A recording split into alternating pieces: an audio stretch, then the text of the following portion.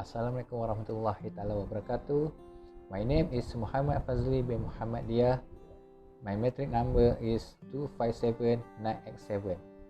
Okay, this video is prepared for my lecturer Dr. Zainani Zainal for subject Islamic Financial Market, Instrument and Institution. I will present about the financial impact of Covid-19. It is without a doubt that Covid-19 situation has impacted global market. It is an unprecedented event and many, including business, have been taken by complete surprise with the way things have been unfolding. For example, the global aviation sector is forced to scale back their operation as people are no longer traveling. Non-essential business including real estate, construction, automotive, travel, agency and retail outlets have been forced to close. Many businesses are now finding it hard to keep up with their monthly expenses. To help ease the burden, Bank Negara Malaysia announced a 6-month moratorium period for loan and mortgage.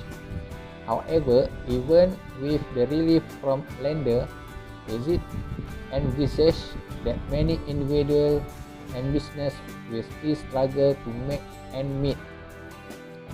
It is no longer business as usual, and the seriousness of the domino effect toward the value chain. In example, household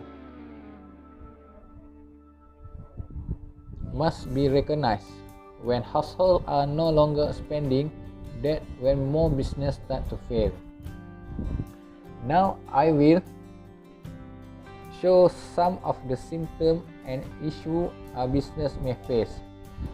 Number 1, downward trend in sales, earning and free cash flow. Number 2, increased inventory leading to obsolescence inventories. Number 3, increased supply chain risk. Number 4, tightening cash flow and strain working capital. Number 5, breach in banking covenant. Number 6, creditor build up and non-payment of statutory debt. Number 7, deteriorating customer relationship and increasing risk and bad debt. Number 9, defer payment of staff salary and default notice for non-payment of loan, rent and or lease. Let's continue to cash flow management. Cash is king, and even more so in time of crisis. Liquidity will now be at the forefront of company list of issues due to the exceptionally poor trading condition. Given its importance, companies should immediately develop a treasury plan for cash management as part of their overall business risk and continuity plan. I set out below 13 key priority of consideration. Number 1, ensuring robust framework for managing supply chain risk. Review the supply chain network and understand the financial risk of key trading partner, custom and supplier who may be affected by the financial impact. For example, a company may want to consider acquiring its supplier who is in trouble to keep the supply chain and keep the good and service going. Number 2, focus on cash-to-cash conversion cycle with attention to 3 areas such as receivable, payable and inventory. The key is to minimize working capital requirement where necessary. Number 3, keep financing option open. Undertake cash flow scenario planning to understand how much cash the business needs. This includes taking the opportunity to actively engage financial and explore possibility with venture capitalists, funding agencies, private equity firms for new financing. Number 4, revisit capital investment plans. Consider what is really necessary in the near term. Number 5, receivable management. Early and proactive engagement with customer, shorter payment term for discount, debtor financing and factoring. Number 6, payable management. Develop payable strategies such as eliminating early payment, prioritizing critical supplier, renegotiating term and supply chain financing. Number 7, inventory management.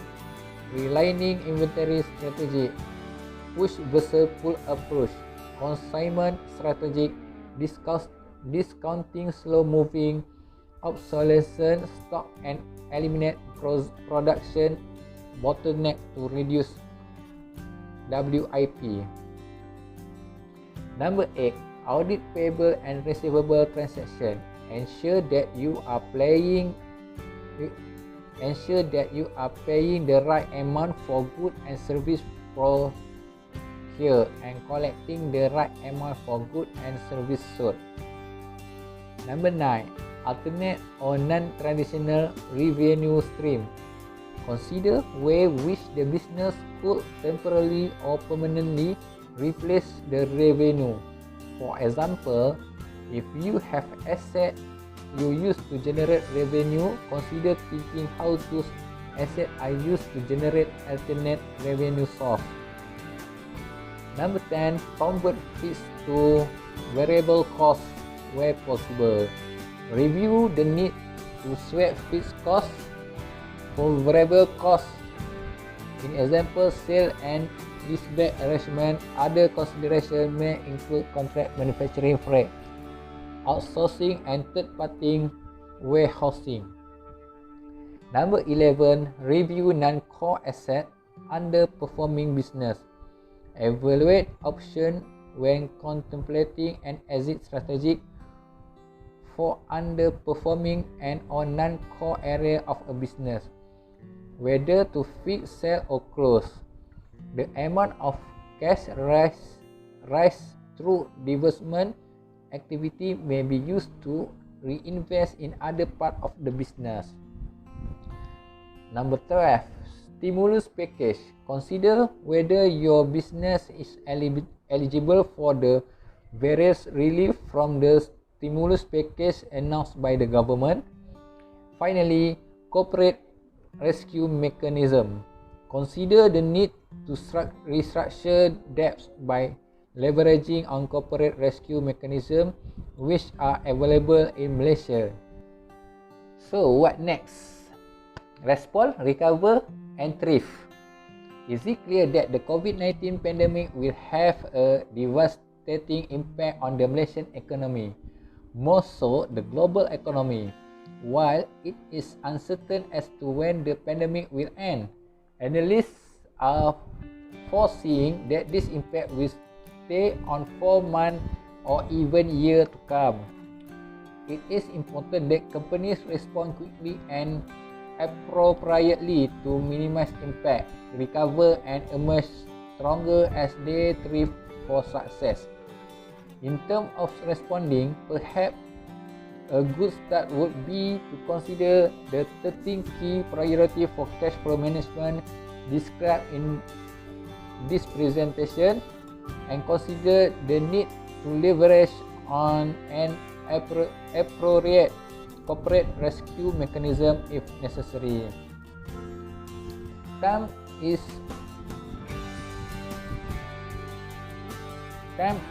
of the essence and business should not take the sit and wait approach.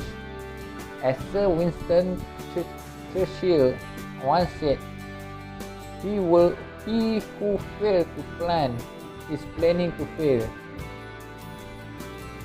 So thank you, that's all from me. Thank you for watching.